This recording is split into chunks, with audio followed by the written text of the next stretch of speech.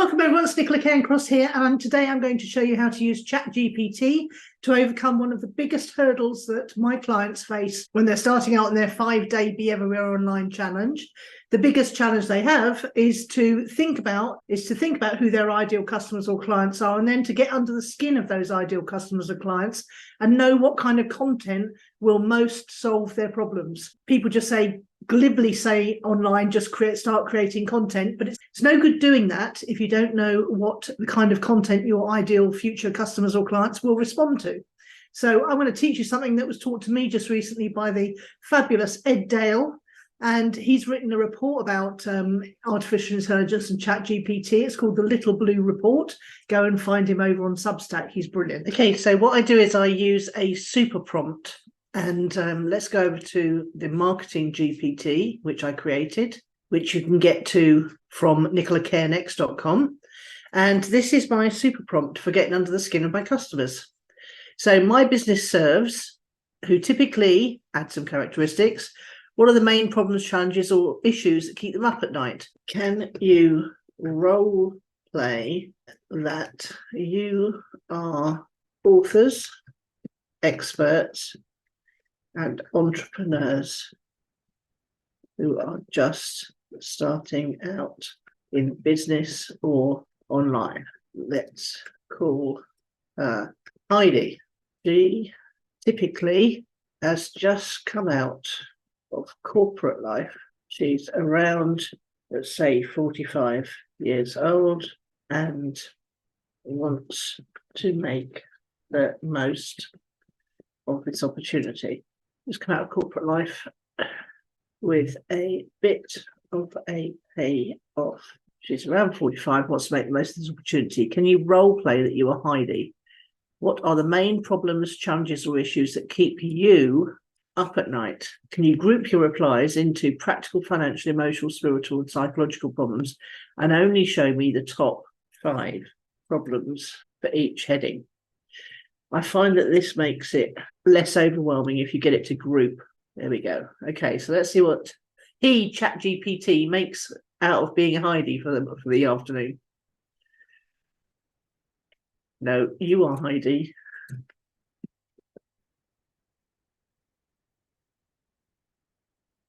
Stop. Right.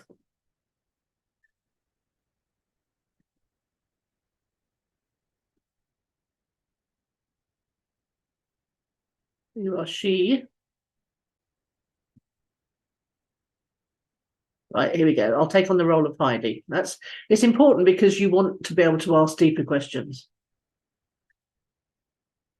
Time management, family responsibilities, knowledge gap. Okay. Resource allocation. Okay, so good. It's grouping. So practical problems, financial problems, emotional problems, spiritual problems. Oh, okay. Funny purpose. Legacy concerns. Okay. Psychological problems, stress management, adaptability, confidence building, decision making, anxiety, risk tolerance. You are worried about making the wrong decisions. Well, this is good for me because I've already got a video about making good decisions. How would you typically tackle solving that problem? Making the wrong decisions in my new business venture, I would approach the problem-solving process in the following ways.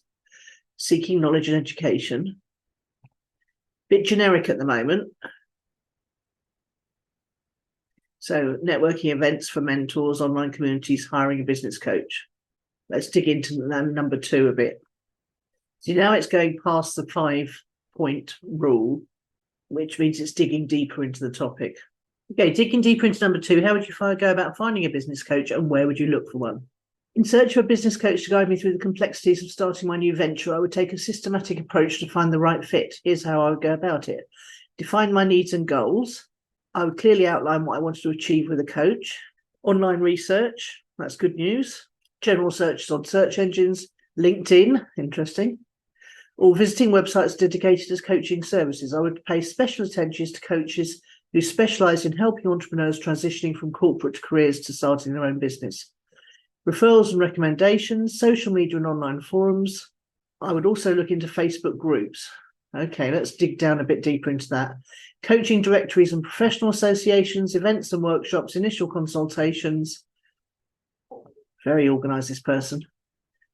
Heidi, extremely organised. Check reviews and testimonials. Okay, so you mentioned Facebook groups. Do you have some suggestions as to the kind of groups look for?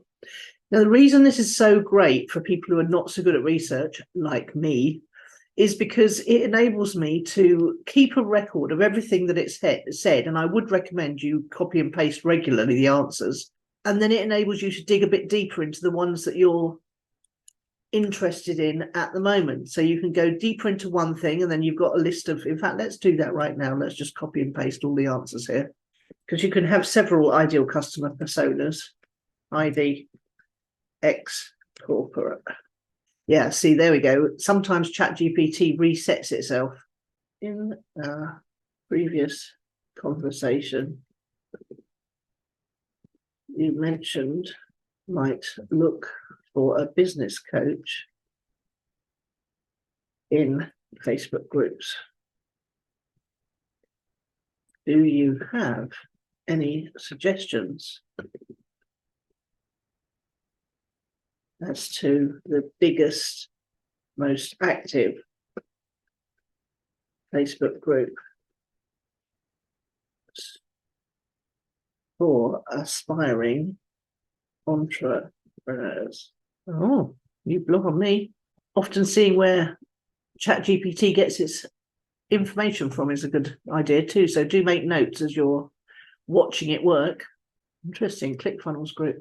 Grow your audience. Now, all of these groups will have been founded by a company or a person, most often a person. So you've got to be very sensitive to that person's ego and also the goals of their group. You mustn't just barrel in there and start coaching people. It would be really very bad. 6-figure coaches. Oh, that's interesting. Tribe of Unstoppables. See, that sounds good, doesn't it? I don't know if our transitioning consultant would do that. Boss mums, profitable entrepreneur. There you go. There's plenty to be looking at here, isn't there? So the freelance movement. Now that would be very. Oh, that's exclusively for Filipinos starting freelance work from home. But as I say, you've got to be sensitive and just don't barrel in. Just go in there and start watching some conversations, chipping in occasionally, little tiny comments. Just work your way up to, offering help, but without treading on the toes of the group. So leave the group, the business coaching to the group owner, and just literally chip in on conversations where it's your specialty. And that way you can attract people over to have a chat, perhaps. So I hope this has given you some idea of how you can go about seeing what keeps them up at night and then digging deeper. Now, you could definitely create a Twitter thread with this information in. So can you create a Twitter thread for me, starting with a tweet about being a... I'm only mentioning books because I work really well with people who've written books, because I am someone who's written 11 books in my time. So I find it very easy to help people write more books, get the best out of their book, use their book for marketing, get their book onto Amazon and market their book properly. Okay, so it's writing it as if it's Heidi still. So you'd have to change it around from saying me to you. It's always down to your prompts. if ChatGPT doesn't do what you want it to, it's always down to your prompts. The thing I like about it is it puts all the little emojis in as well, which I would never do. Okay, you'd have to split that one up into 2 different tweets. Lean Startup, Dare to Lead, and $100 Startup by Chris Willabo. Very good suggestions. I might change the Brené Brown one, mainly because I haven't read it. And it's not about being a leader, is it? You're leading yourself when you're going out as a consultant. So I might swap something in there about, so I'd put profit first in there, because I think it's really important to get a handle on your money from day one. And I've got a video on my channel that teaches people how to run their cash flow weekly. And it shows you exactly how to do that from start to finish. And it really does give you incredible peace of mind when you start a Monday with, and I'll tell you something, it's also quite motivational when you start a Monday by updating your cash flow. Anyway, I hope this has helped you realize how you can use ChatGPT to get under the skin of your customer and really get to know their problems, their pains, what keeps them up at night, and then turn each of those problems and pains into social media content, whether that's by creating Twitter threads,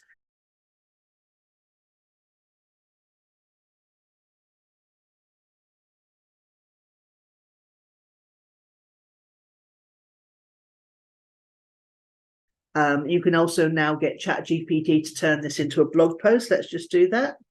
It tends to default to the generic, so you have to, if you want it to be a bit more personal, then you need to sort of tell it. Okay, that's good.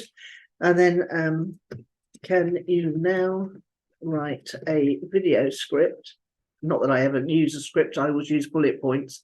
Your first 15 seconds are critical. If you haven't watched my video yet on the 7 things I've learned from a year in YouTubing, then do go and find that. It'll be in one of the recent videos, because I've learned a lot.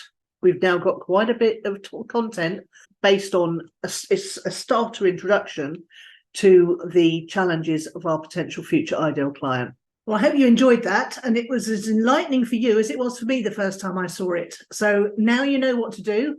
Off you go and create yourself as many bits of content for the next month to 3 months. And come back and tell me in the comments below how you got on. Did it make any difference? Did you attract any clients? Did it increase the traffic to your website indeed?